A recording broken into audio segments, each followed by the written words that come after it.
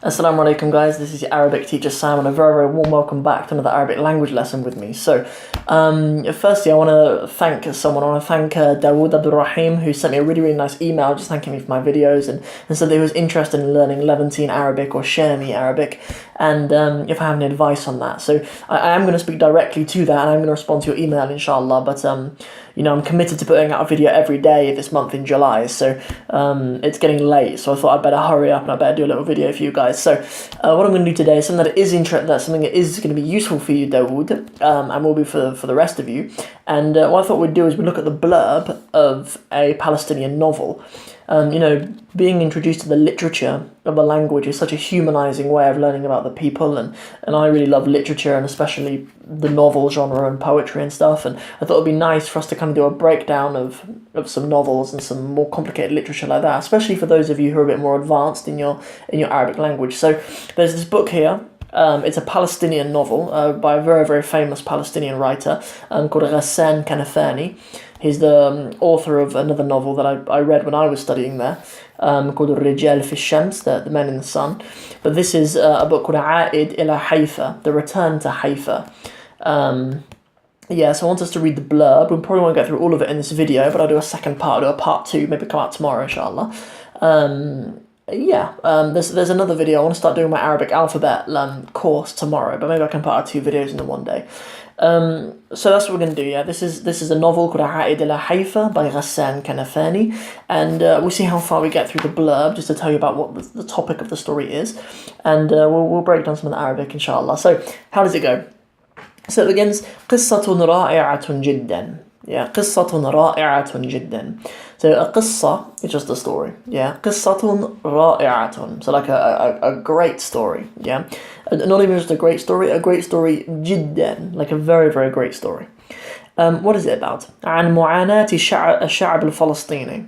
About the mu'anat is the suffering. Yeah, mu'anat is suffering. So the suffering of الشعب الفلسطيني, the Palestinian people.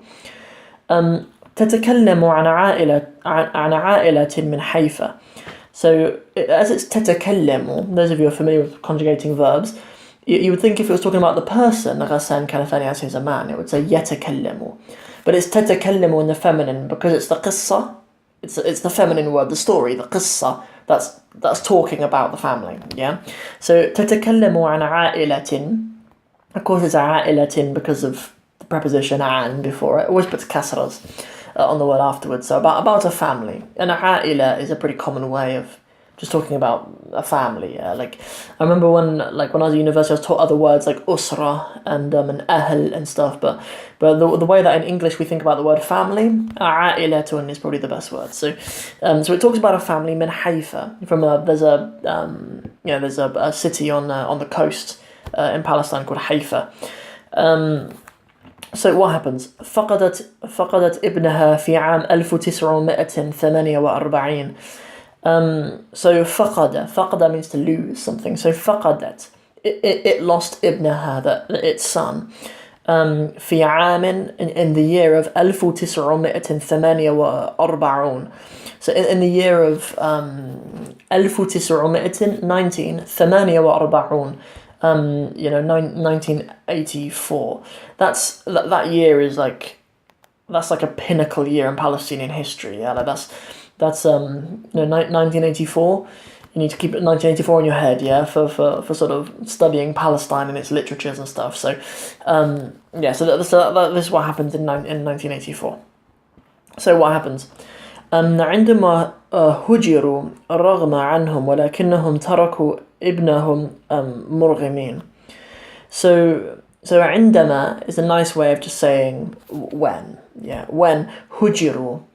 Hujiru, like some of you might be familiar with the term the hijrah, meaning to sort of migrate. They were sort of they migrated. Yeah, رغم عنهم, sort of despite them. Yeah, they didn't want to. They didn't voluntarily go. They didn't voluntarily leave. They were forced out of their home in Haifa. And ولكنهم تركوا ابنهم مرغمين.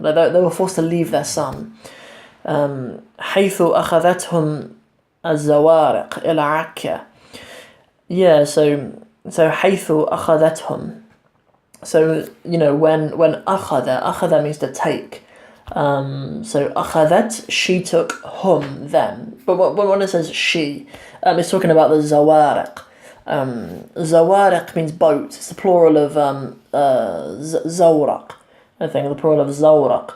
Zawariq. So the boats. Like those of you familiar with like using plurals in Arabic will know that things that aren't human, if they're plural, they're treated as feminine. Yeah, so that's a funny little rule. It actually makes it easier. It actually makes it easier in the long run. I don't be daunted by that.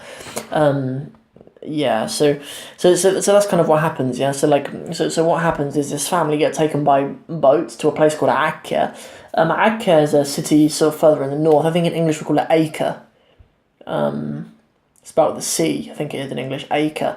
But it's Akka in Arabic, yeah. So that's about as far as we'll get. I think that's about a third of the way. Maybe we'll do like a three-part video. I'm gonna have this. I'll have the script of it up on the screen as well, inshallah. And I'm just gonna read it all through once for you in my clearest fusha that I can manage for you, inshallah. So how it begins is قصة رائعة جدا عن معاناة الشعب الفلسطيني.